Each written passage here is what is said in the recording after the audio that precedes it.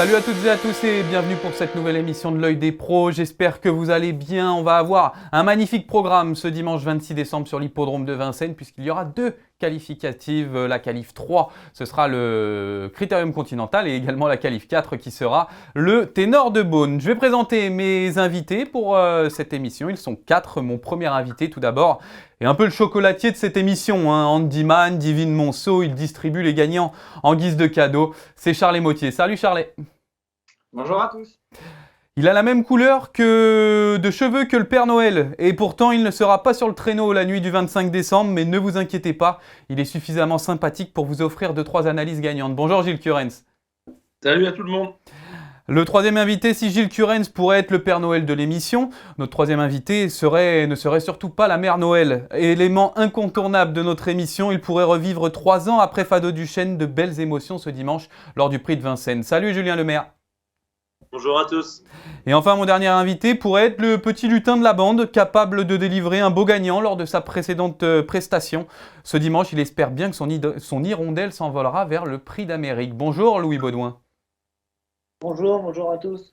Bon les gars, on va commencer une semaine Noël, donc on va faire les choses bien. On va parler d'abord de la qualif 3, c'est le Critérium Continental. Ils sont au nombre de 17, vous allez voir d'ailleurs les différents partants, 2100 mètres à parcourir. Je rappelle, le gagnant ou la gagnante reçoit le ticket pour la Legend Race, le prix d'Amérique Races The Turf. Et donc 17 au départ, Hirondelle Cibé aura le numéro 1, 2 émojis verts, Ounek le numéro 3, également Blef Dipa le numéro 8. On a beaucoup d'étrangers qui seront de la partie. On va en parler dans quelques instants et pour rappel, le tenant du titre de cette épreuve est Gu Deripré. On revoit la course de référence, c'est le prix Octave d'ONL le 11 décembre dernier, 2700 ce jour-là. Et Ounek s'imposait devant Hawkerberry et Hussard du Landré. On le voit dans la ligne droite, une très belle passe d'armes entre ces deux concurrents. Ounek qui a hérité du numéro 3 derrière l'autostart. On va en parler également dans quelques instants, le passage du poteau effectué. C'est simple les gars, la première question de cette qualif 3, on va faire cas par cas. On va commencer par Julien Lemaire. Julien, qui sera le gagnant de la qualif 3 ? Hirondelle Cibé, je pense. Charlet Mottier. Onek. Louis Baudouin. Hirondelle Cibé. Gilles Curens. Hawkerberry. On a 3 concurrents qui se détachent. Pour rappel, Louis, tu es le fils de l'entraîneur d'Hirondelle Cibé, Jean-Michel Baudouin. Pour ne pas le citer, Hirondelle Cibé, donc du coup, c'est ta favorite. Est-ce que c'est une favorite de cœur ou est-ce que c'est une favorite de raison ? Je suis obligé de la mettre en favorite de cœur, mais c'est vrai qu'elle rappelle quand même à la raison.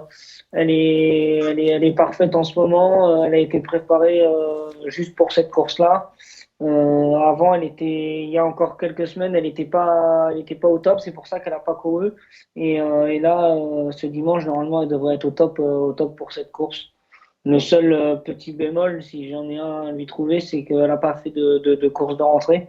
Mais sinon, non, la jument est vraiment bien. Eric est venu la travailler la semaine dernière et elle était parfaite.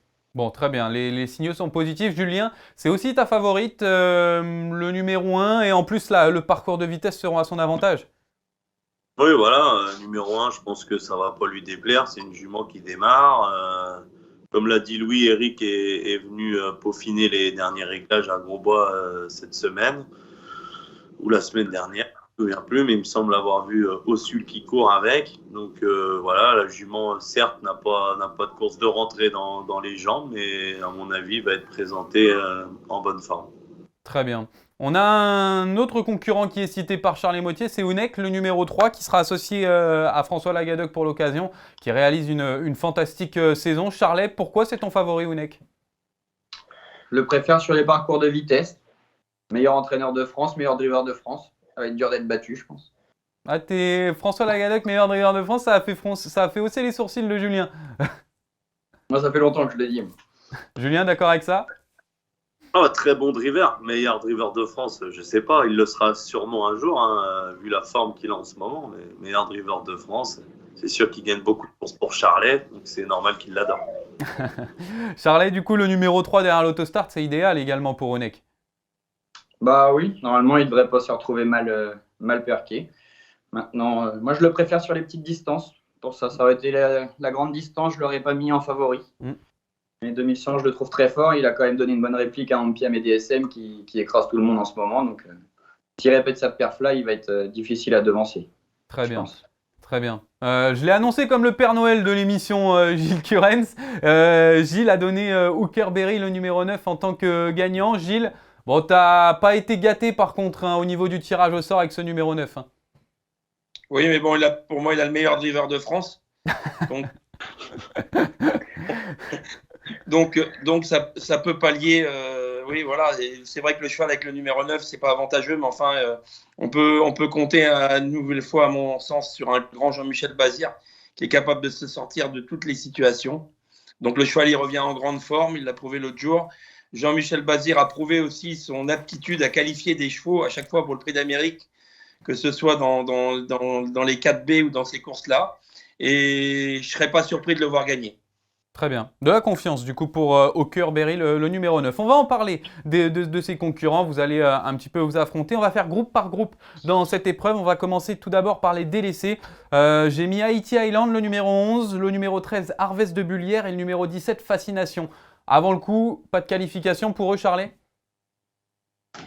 Bah, c'est pas des interdits, mais je pense que pour la qualif, ouais, ça s'annonce pas évident. Julien, d'accord avec ça? Difficile pour la qualif pour ces 3 chevaux que j'ai cités? Bah oui, parce qu'il n'y aura qu'un seul qualifié. Donc c'est sûr qu'on peut en écarter pas mal. Hein. Pas comme dans un B où il y en aura 3. Donc ouais, c'est 3 chevaux qu'on imagine difficilement gagner. T'as été très bon en mathématiques durant ta jeunesse, inqualifié, du coup difficile, Julien? Non, c'est nul en maths. Mais non, mais c'est pas des chevaux en vue, quoi. Oui, avant le coup, c'est compliqué. On va parler d'un autre groupe désormais. Vous allez me dire s'il y a un concurrent que vous ressortez. Ce seront les Italiens de service. On a le numéro 4, BPB, le 7, Black Flash Bar, le numéro 8, Blef Dipa, le 10, Ben Gurion Jet et le numéro 14, Bubble Effet. Gilles Curens, est-ce qu'il y en a un que tu détaches parmi ces 5 concurrents? Moi, il y en a un que j'aime beaucoup, c'est Blef Dipa, qui a gagné le derby italien. Il a eu des ennuis de santé par la suite, donc il a mis un petit moment à se remettre dans le bain. Il vient de faire 2 courses de préparation pour cette épreuve. Son entraîneur, Elert, qui est un entraîneur très adroit, nous a mis l'émoticône vert. Il est déféré des 4 pour la première fois. Je pense que c'est un outsider séduisant. Après, les autres, on ne les connaît pas bien. Moi, je ne connais pas trop les chevaux à Gocciadoro, mais ils restent sur des bonnes performances. Simplement le 7, là, Black Flash Bar, drivé par Santomolo, je sais que c'est un cheval qui est très estimé. Après, on a du mal à avoir des lignes avec nos chevaux français. Ouais, difficile d'avoir des lignes. Louis, toi de ton côté, parmi les Italiens, est-ce qu'il y en a un ou une que tu pourrais détacher? Non, je les connais pas trop, donc je veux pas trop m'exprimer. Je les connais pas assez. J'ai pas assez suivi pour juger. Maintenant ils arrivent en France, c'est forcément c'est un peu plus compliqué. Et on est quand même à un gros niveau, donc moi je les retiens pas forcément. Très bien. Julien, de ton côté, est-ce qu'il y en a peut-être un que tu retiens? Les Italiens sur la grande piste, ça peut être un peu compliqué, il y a la côte à passer. C'est ça. On n'a aucune référence avec eux sur la grande piste. C'est des chevaux qui excellent dans leur pays sur des pistes plates, ça c'est sûr.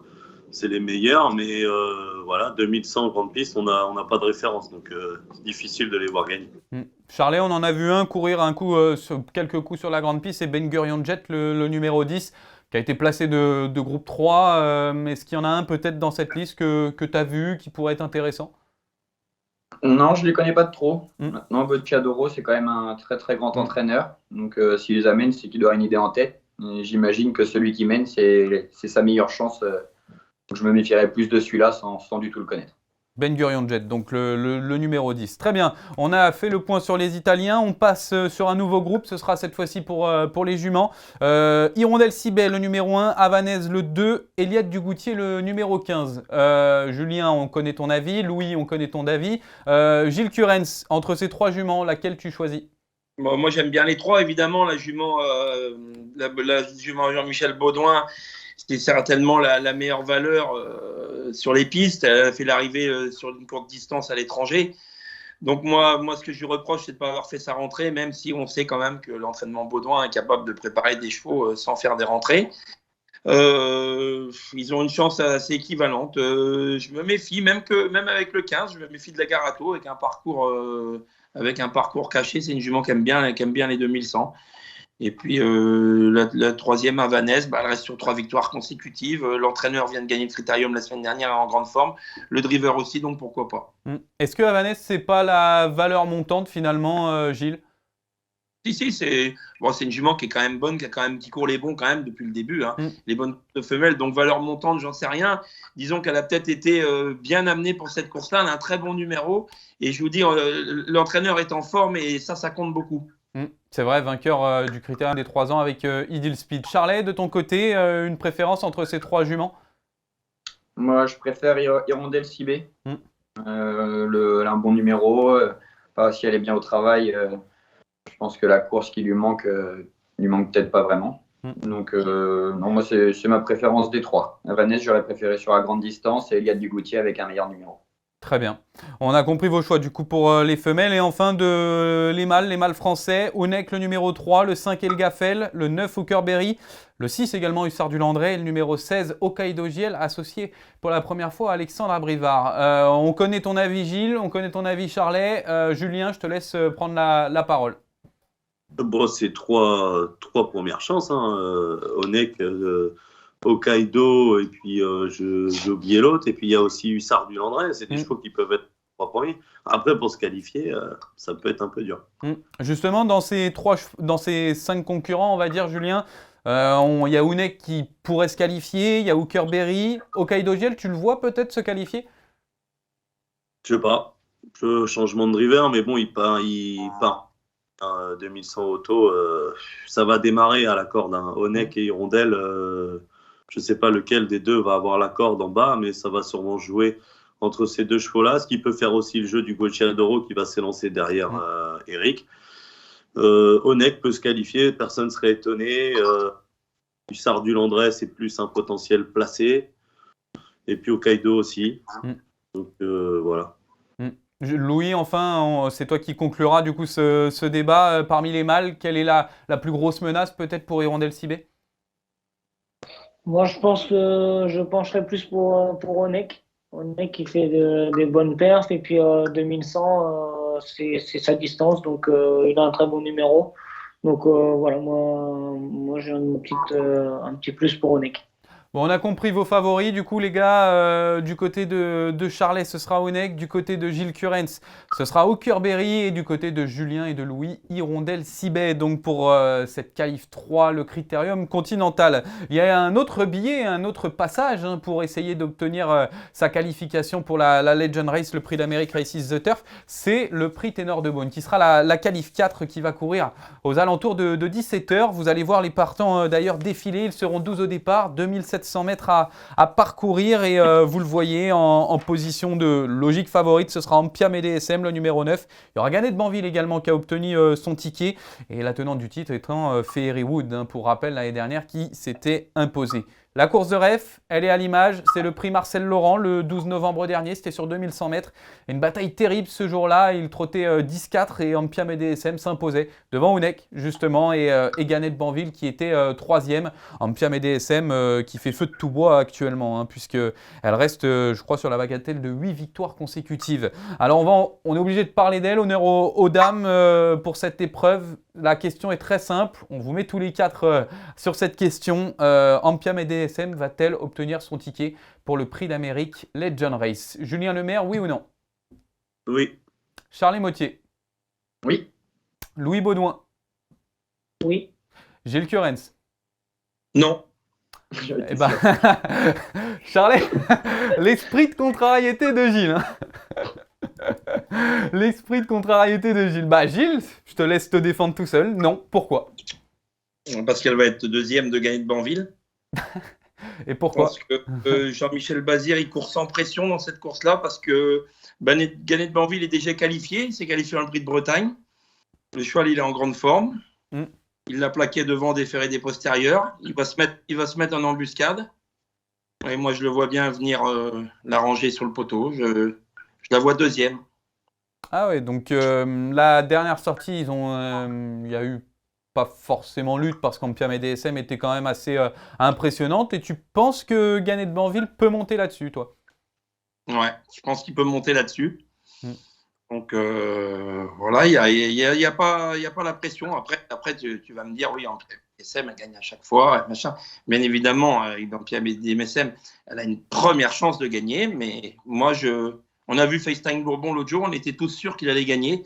Il est battu. Et là, tout le monde est sûr qu'Ampia SM va gagner. Moi, je suis pas sûr. Je pense qu'un cheval comme Gannet de Banville, avec un bon dos, il peut venir l'arranger. Bien évidemment, elle s'annonce quand même très là-bas, bien sûr.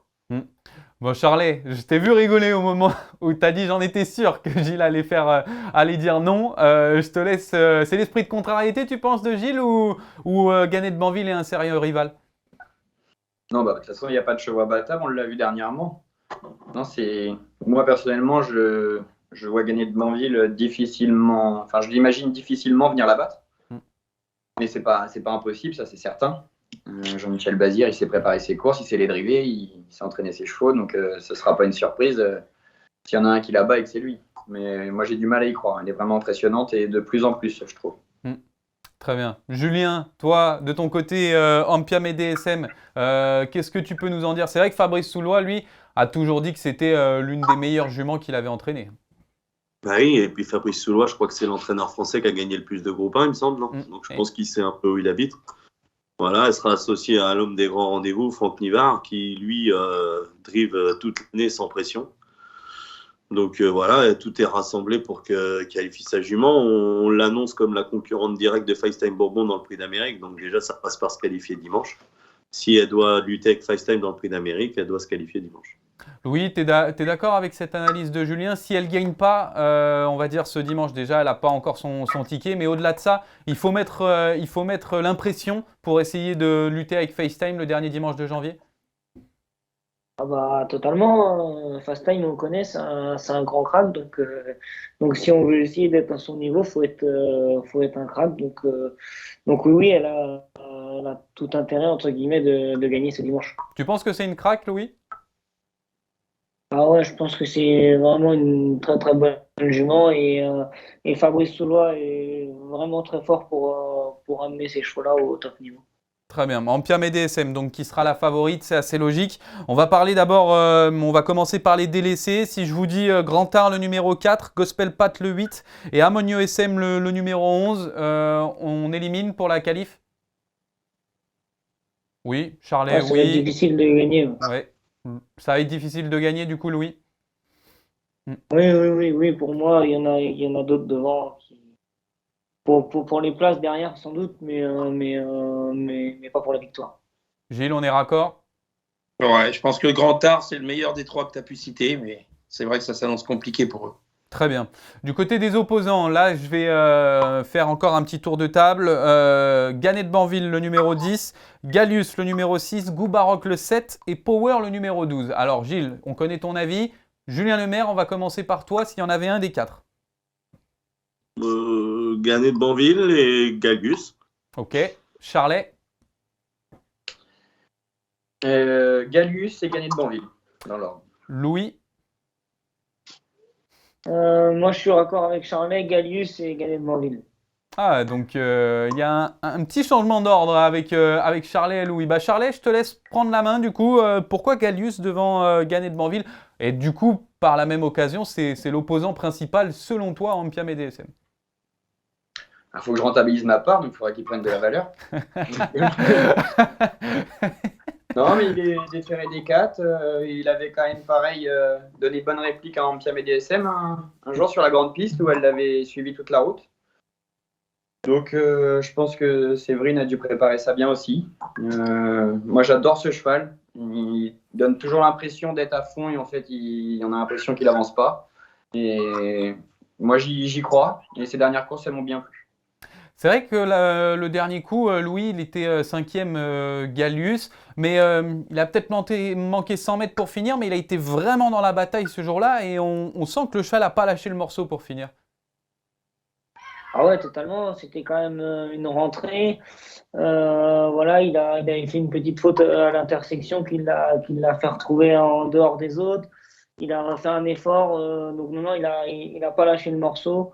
Ampia DSM avait pas fait grand-chose de la route, elle, et c'est elle qui gagnait. Un grand driver. Mais non, je trouve que Gallius a une bonne chance dimanche. Julien, toi par contre, tu as fait l'inverse. Tu as pris Gannet de Banville comme Gilles plutôt que Gallius. Je te laisse te défendre face aux genoux. Bon, bah, c'est kiff-kiff. Hein. J'aurais peut-être pu mettre Gallius, sachant qu'il est D4 et que l'autre, il est juste plaqué. Mais ils vont pas être loin l'un de l'autre, je pense, dimanche. Derrière Gannet, Gilles, de ton côté, s'il y en avait un que tu choisissais entre Gallius, Goubarok, Power? Power, le dur est rampé. Pour finir, il ne sait plus. Donc non, je vais pas le garder.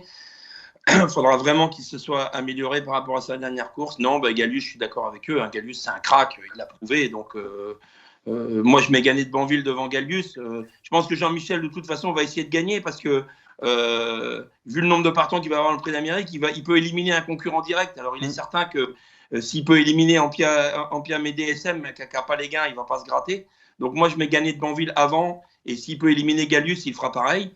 Mais Gallius, c'est un très, très, très sérieux prétendant à la victoire. Et comme il disait Julien juste avant, il n'y a pas une rue entre les deux. Très bien, il n'y a pas une rue entre les deux. C'est intéressant en tout cas d'avoir eu votre avis sur ces deux concurrents, donc Gallius et Gannet de Banville qui semblent se détacher pour essayer de battre Ampia et DSM. Et enfin le dernier groupe, vous allez me dire s'il y en a peut-être un que vous retenez, sinon on passera ça assez vite. Armor As le numéro 1, Empire le numéro 2, Goldie Mary le numéro 3 et le numéro 5, Giant Chief qui devrait faire plaisir à Charles Motier. Je te laisse prendre la parole. Moi je pense que c'est des potentiels quatrièmes. Mais j'ai du mal à les imaginer sur le podium, à moins qu'il y en ait un qui ait une course de rêve, il pourra être 2 ou 3e, mais même la victoire avec un bon parcours, j'ai du mal à y croire. Gilles, pas de qualif pour l'un de ces quatre-là? J'ai du mal à y croire, même si celui que je préfère dans ceux que tu as cités, c'est Giant Chief. Alors, je t'ai connu plus téméraire. J'ai du mal à y croire, ou c'est oui ou c'est non? On ne sait jamais. Il y a le meilleur driver de France de Charlet dessus. Donc, il peut nous faire un exploit. Donc, je dis non, mais Giant Chief, s'il gagnait, il n'y aurait pas scandale. Bon, ce serait plutôt non pour Gilles. Julien, de ton côté, oui ou non? Je pense que Fabrice, il tousserait plus d'avoir Giant Chief qualifié qu'Ampia DSM. Il y a un petit problème dans la préparation. Enfin, je sais pas.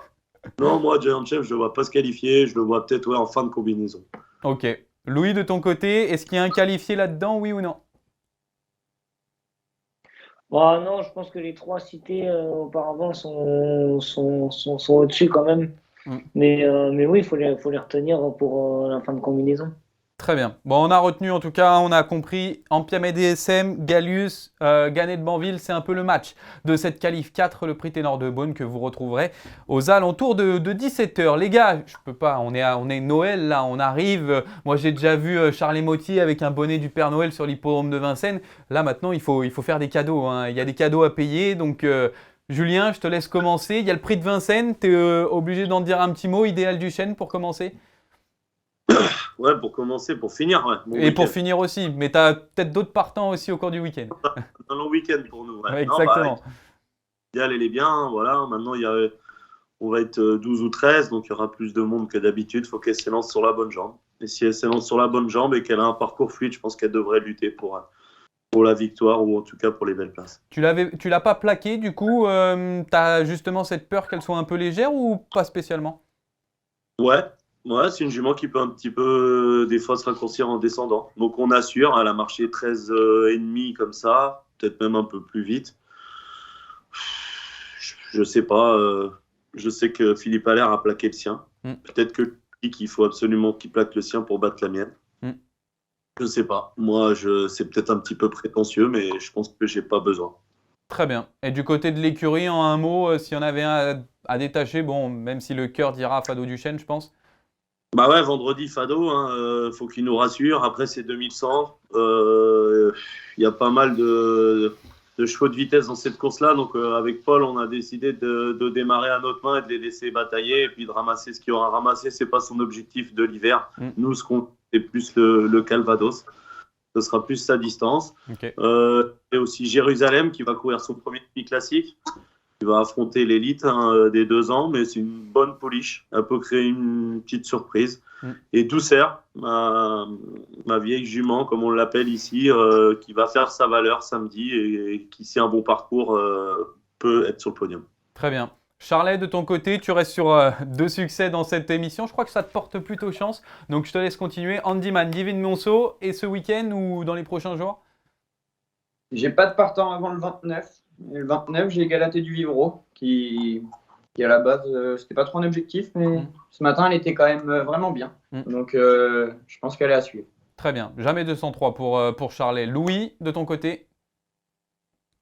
Moi, j'ai envie de citer Europa de Chenu qui recourt à l'Autostar demain. Il faut qu'elle s'élance au trot, mais si elle s'élance au trot, c'est franchement une première chance. Vendredi, Vincennes, Europa de Chenu. Et enfin, Gilles Curens? Moi, j'en ai 2 ce week-end. Harpagos Rolls qui vient de gagner au Croisé-la-Roche, qui me semble capable de prendre plutôt une place sur la grande piste. J'aurais été un peu plus confiant sur la grande piste. Une place, et Gladys Desplaines dans le Joseph Lafosse qui doit être aussi capable de prendre une place. Très bien, bah, c'est noté en tout cas les gars, merci beaucoup, bonne fête de Noël et puis on se retrouve probablement la semaine prochaine, hein. C'est pour la Qualif 5, le prix de Bourgogne. Vous avez évidemment toutes les informations sur letro.com, tous les articles et également les différents partants de cette Qualif 3 et de cette Qualif 4 ce dimanche sur l'hippodrome de Vincennes et également le prix de Vincennes qui sera l'un des groupes 1 de ce dimanche. Merci à tous de nous avoir écoutés et à la semaine prochaine pour la Qualif 5, à très bientôt, bye bye.